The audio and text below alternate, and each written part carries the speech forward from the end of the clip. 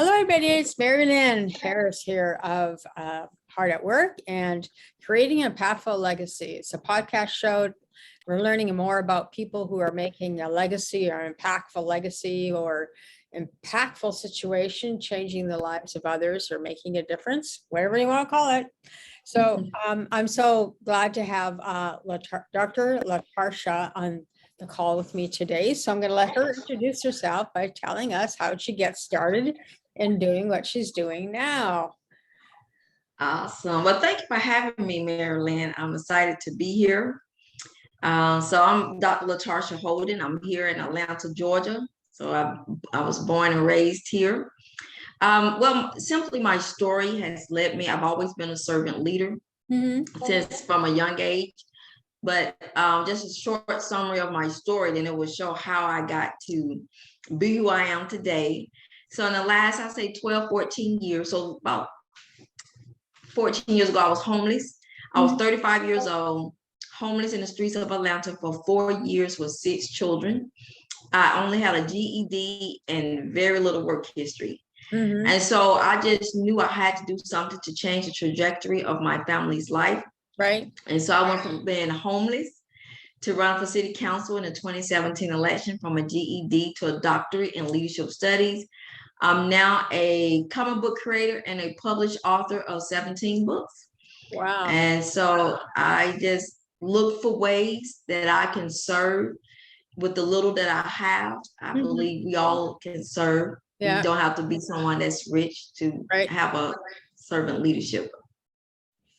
Yeah, no, I just loved your story when you shared it on LinkedIn. And because, like you were saying, like, I think I call it not so much homeless, but I call it being unhoused, because we're not homeless because the grace of God is always with us. So I always look at that. We're just unhoused, whether it's temporary or that's a long time to be unhoused for 4 years with 6 children. Oh my gosh, how'd you do it?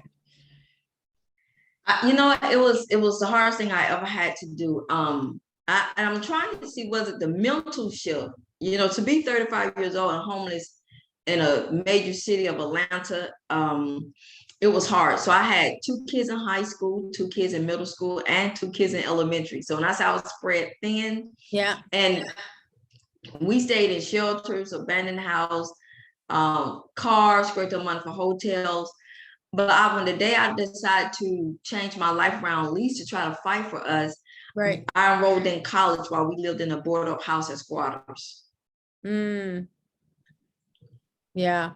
At some point in time, you have to decide, okay, what do I want? Where do I want to go? Do I want to? Yeah. For me, I call that ground zero. It's like, okay, I'm at ground zero. So where do I want to go next and what's happening? Like you were saying. And for me, it's more about learning to more self-care for myself rather than everybody else. Because you could be in service and not do anything for yourself. For you had yourself and your 6 children. So you really had to dig deep, I guess, I would think. And I agree with you. I mean, and it made the journey became so hard because nothing happens overnight. Right. And I think that's what people, even if you're crying out to God, even if you decide, you know what, God, I'm going to trust you, I'm going to move forward, or whoever your higher power is. Right. That does not mean that magic, that God, whoever your higher power, he has the power to change it overnight, but usually he doesn't operate like that. So it's that's the thing. And I'm like, okay, God, I'm trying to do right. And that didn't happen overnight. So for me, the mental shift, because to be 35 and homeless with a GED and little work history, the odds were stacked against my family. Statistically, my kids supposed to have been locked up on drugs, dropped out of high school, but by the grace of God, he empowered me to deliver my family out of homelessness and poverty. But I can tell you, Mary Lynn, it was the hardest thing I ever had to do mentally. Yeah, I can imagine. It always feels like you're struggling. And sometimes we just have to let it go or surrender it, because sometimes we don't know what to do next, right? And sometimes we just have to walk the path. wherever that path leads us to, right? But like Yes. you were saying, it still takes action from ourselves individually to say, okay, what can I do now to help my family, or what can I do to help myself? Whatever that is, right? Yes. Yes. Yeah. And like, I remember, Marilyn, that when the journey got so hard, because as a pastor, I often pose the question, what happens when your struggle outlasts your strength? We Right. all can go through something for a couple of days, weeks, months, but what happens when it becomes years and it seems like God is silent? He's not bringing anybody to your rescue. And you think, oh, you're trying to kill me down here, and Yeah. I tell you, you don't see what he's doing while you're in the fire. Right. You only recognize when you're out of it. Right. And so for me, had it not been for the homeless experience, homelessness taught me how to become a disciplined person. Right. It taught me how to stand even when people around me are laughing at me. It taught me how to keep my eyes focused on the goal. Had it not been for the homeless experience, I wouldn't have had the courage to run for public office, to write 17 books and create I just would have never had the courage to stand up for myself. So there was a blessing in the homelessness. Yeah. Yeah. Yeah. So many people fear it so much, but there's so much learning and grace in it and that type of thing, I don't know about you. Yeah. And so what are your books about? What are your type of books you've been writing? I have my life story is out. I have a parenting guide for new parents, a book on leadership for new leaders, aspiring leaders just coming to their leadership roles. So I have my life story, a parenting guide, book on leadership, a training manual. I think now 6 children's books, a training manual. So it's like different parts of me, of who I am. I've written a book about it. So I'm a servant leader. I wrote a book about that. Yeah. Parent. And so it's like different parts of me. I just released my newest release for my 50th birthday. I just turned 50 last month. So I just released my book called The First 50 Years. And it has over 100 some personal quotes of mine as I reflected over the first 50 years. Yeah. And so I'm excited about that. Oh, wow. Wow. You're very, very, very focused on writing about how you can help and serve others. It's what do they call it? Prolific writer. Yes. So what is the book that you're most proud of?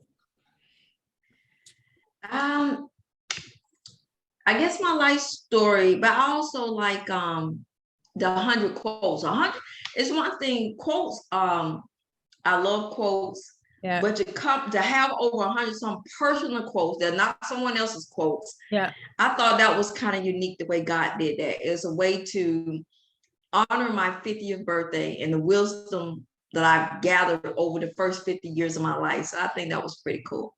Yeah. Yeah. It's amazing when we just tune in and listen inward, how much more blessings we have for sure. So tell me, what are your kids up to these days? Now, since they've grown up a little bit, I'm sure. Yes, now they're all from 20 to 33. And so being able to lead them out of poverty and homelessness, they turned around and they built lives, retired. They're now, my son is 10 and a half years retired military Marines. He's pursuing his bachelor's degree. I have a daughter just came out the Army after 4 years. She's pursuing her second bachelor's degree. Another daughter is an EMT, licensed pharmacy tech, and she has a bachelor's. Another son, he's a caretaker and he's gainfully employed. Right. My 21-year-old daughter, she's a 6 times published author, game board creator, photographer. I mean, she's just a serial entrepreneur. And my youngest son, his name is Omega.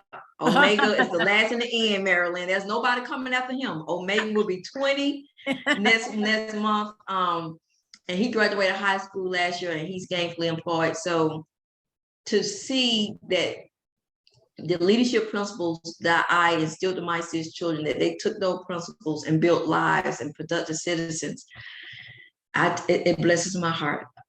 Out of all the awards I received, I think that's the biggest blessing that I've been able to experience. Wow, wow. So let's talk a little bit about your nonprofit that you started, and where are you going to go with that, and what do you need help with? Well, I started my nonprofit. I graduated last year from the Black Child Development Institute. It's a fellowship program. And out of that fellowship program, I birthed my nonprofit called 4 Seasons Single Parent Program. And the reason I call it 4 Seasons, because anything can happen to any one of us in any season of our life, Right. but also to encourage the people that will come through my program that seasons do change and things will get better.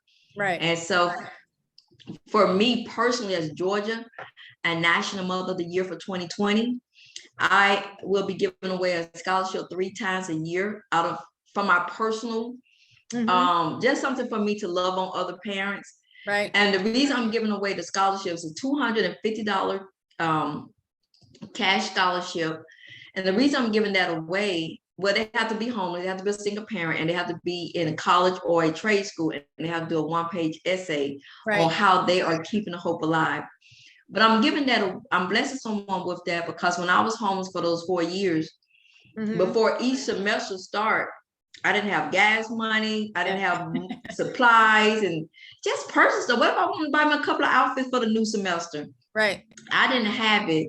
And I want to make some single parent, male or female, I want to make their journey just a little easier, because usually when you start college, as you probably know, you don't get your financial aid about week 5 or 6 in the semester, So, and I just want to show love to somebody on the beginning of their journey. But the 4 Season Parent Program, I'll be offering different classes that will focus on homeless parent, emotional, mental, and physical health.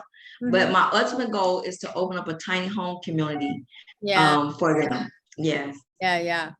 That's my big vision too. Yes. But yeah, I think that's a really great blessing to give to somebody that really, like you were saying, you go to college. I mean, for me, I paid for my own college. I didn't go buy scholarships or anything.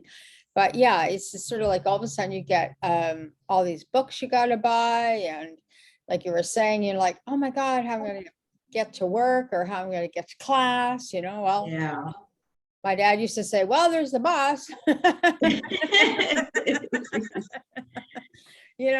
it's like, okay, I get it. But you still need bus fare, and you still need to have, like you were saying, buy yourself something a little extra that you probably not yourself, right? So what's the scholarship called? It's called Keep the Hope Alive. Okay, Keep the Hope Alive. Yeah.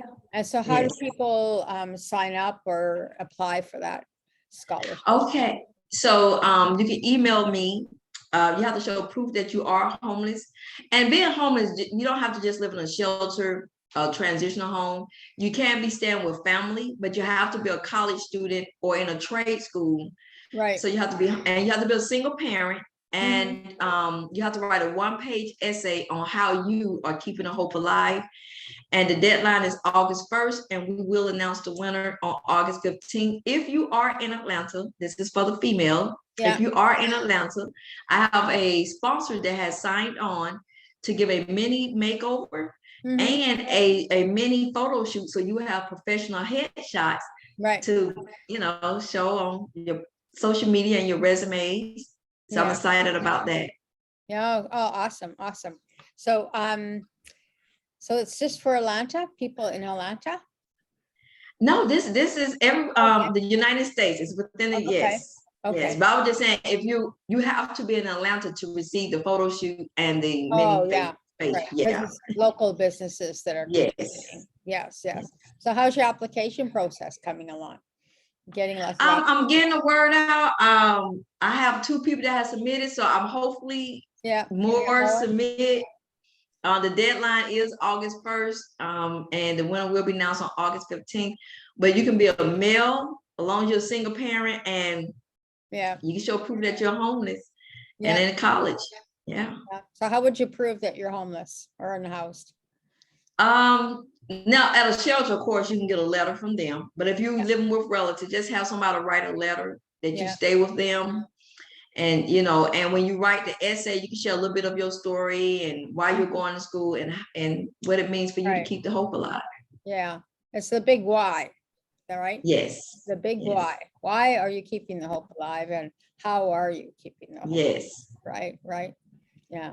Is there anything else you want to share with people that we haven't talked about or you haven't shared yet?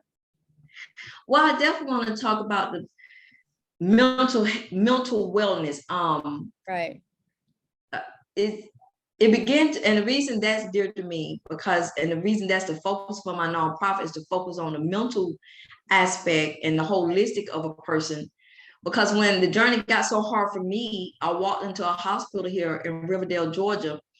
And I remember going through those glass doors, and I told the lady at the desk, I cannot do this anymore. I'm tired.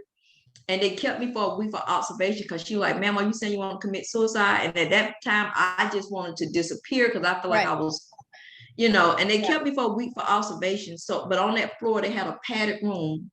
And I asked the lady at the desk, ma'am, can I go into that room? She said, ma'am, you're no threat to anybody. And I said, I know, but I need to go in there. And for that week, they kept me for observation. I remember going into that room, dropping down to my knees, crying out to God, God, are you there? Please help me, you know. And so when they released me from the hospital, although my situation did not immediately turn around, I knew something was different. And that's when I matriculated to school, my AA, BA, MBA. But when I got accepted into the PhD program, now I did want to bungee jump up to heaven and high five my I never thought I'd see that day come. Yeah. I think it's takes a lot of strength and courage to be homeless or unhoused. And certainly, you know, you have to really believe in yourself in some aspect, even though, like you were saying, some days you just want to say, okay, I'm done. I actually have said that to a couple of friends. Okay, I'm done. It's time to go. Check me out. And friends will just say to me, it's not your time yet. And I don't care. I'm done. You know, so I think it's very important that you have the mental capacity to keep hanging in there and giving people the strength. So what would you suggest if somebody's homeless or they're really just done and they don't know what to do? Like, some of us can't, not everybody can check into the hospital for a week, right? But what would you suggest that they keep doing? Not give up. And you know what? It reminds me of the song by Annie. The sun will come out tomorrow. If you keep going, I guarantee you this, what I know for a fact, not what I read or heard from somebody else. If you keep going, the sun will come out tomorrow. Better days are ahead. You just have to believe that whoever your higher power is, for me, is God. I'm a Christian. He has your best interest. He knows what he's doing. Believe me. And when you're in the crux of it, it doesn't seem like it. But wherever he's preparing you for, wherever he's taking you to, evidently the training ground that you're in, you need to go through that training experience so you will be equipped at the level that he's about to elevate you to. Right. Hold on, keep going, and just believe that if I keep going, the sun will come out tomorrow. Right. Yeah, I think that's so important. You know, and I always think God is the greatest networker around. So yes. He, like you were saying, in the background, we don't know what's going on, but he or she knows. I call him she knows what's going on. we like, I love what your statement is that's like the training ground for something greater, something better, beyond that we can even think of our own capacity, right? Yeah, and it's necessary. My son was in the Marines. I call it I learned the term the crucible, and that was the combination of everything they trained so they could be prepared. But it was the hardest. It was everything that you've been put through was put to the test, and you're being put to the test for greater. You're being, you know, I dropped out in the 10th grade and had 4 kids by the time I was 22. So I definitely wasn't somebody that was organized, disciplined, and I gave up on myself at an early age. but I can guarantee that had I not been through that homeless experience, having the courage to go out here and run for public office takes a lot. I mean, you're being put on, your life is put out there on front row for everybody to take stabs at you. But had it not been for that, it strengthened me, and I had to be solidified on who I am in him, so I can go and back and fight for others and stand for others. And it just kind of evolved. And so I started writing books to pour into others. I ran for office to pour into others. Now I'm giving away a scholarship. And so I'm just becoming more into who God created me to be. And that's what he's doing for you. He just preparing you for greater. Right. Yeah. I love what your philosophy and your belief in the power of. So thank you. Thank you for sharing your really important story. So what is it that you would like to ask people for? Is there anything you need help with, or things that you would like more direction in, or? Well, I'm in the process now of getting the funds up to apply for the 501c3. We did some basic the paperwork for the incorporation and getting EIN number. So we're in the beginning stages of everything. Yeah. But if you want to say, hey, I want to donate more to, at least the scholarship is my personal thing, but I would like to be able to offer it to at least 2 or 3 people instead of one person. But since it's just me, you know, so if you want to say, hey, I would like to do another 250 to help another single parent out, you can email me or email me at LaTarsha, LaTarsha Holden, HOLDEN, LaTarsha Holden at yahoo.com. Yeah. And we can get together, see how, and if you want to bless your time or bless resources to help me get at least pay for the 501c3 so we can get that ball rolling. Yeah. And so that's where I'm at. I'm in the beginning stages of my nonprofit. So I'm excited to see what God is going to do. I have decided to dedicate this second half, remainder of my life, to aiding other single parents on their journey. Right. Yeah. Well, I can see how perfectly that you would be fitted for that role, for that servant, to just be of service to other people, single parents. Yeah. Great. So, you don't have any final questions or tips or something you want to share for people that are going to be watching? Well, first, if somebody say, where can I get your books? All the books are on Amazon. Okay. Yeah. So, and you can go to my nonprofit website is www.4seasonssingleparent.org. So it's 4seasonssingleparent.org. Seasons has an S on it. And it'll give you a little bit more about the program, my bio, just a little bit more information about that. And I would just like to tell you, the time is now. You know what? When I started running for office, I didn't have this. I want to encourage you. Somebody said, well, I didn't have the money. I don't have it. I didn't either. Yeah. I don't.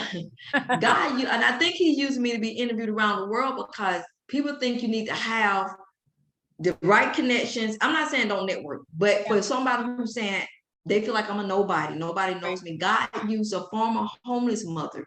Right. I didn't have the money. I didn't have the resources. I was not connected to anyone that was influential that can take me to the next level. But God rewarded me for my faithfulness.